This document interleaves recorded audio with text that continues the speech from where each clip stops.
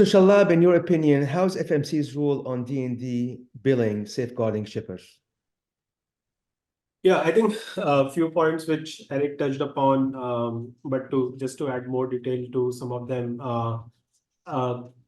the FMC's new rule, which is in line with OSRA, is going to be implemented starting May 28th this year. And basically, FMC through this rule has kind of identified requirements for shipping lines and MTOs, like terminal operators, on first of all, who can be billed, right?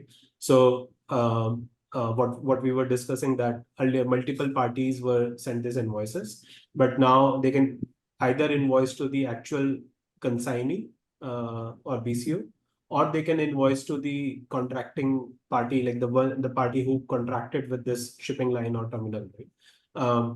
This can't be sent to any other outside of them. The second thing that they have tried to address through this rule is that when these invoices can be raised.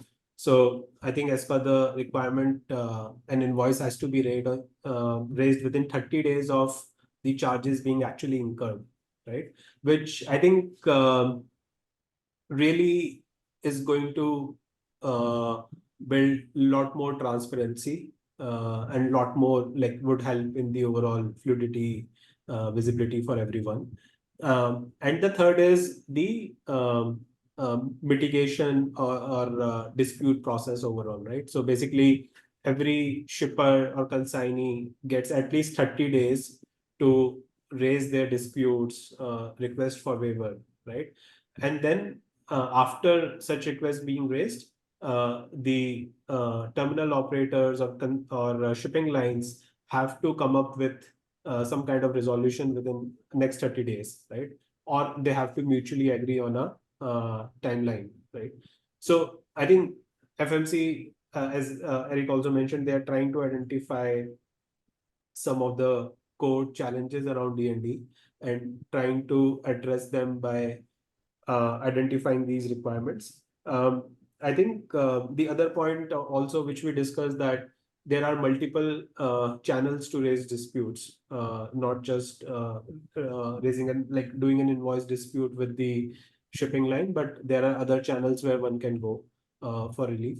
And being more specific about what kind of information has to be there in the invoice to give details to this consignee about an invoice being raised, right?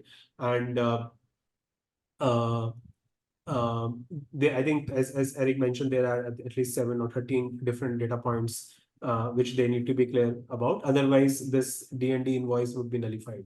So these are all the, I think, what is going to be implemented soon, and I think it's a welcome change for the industry.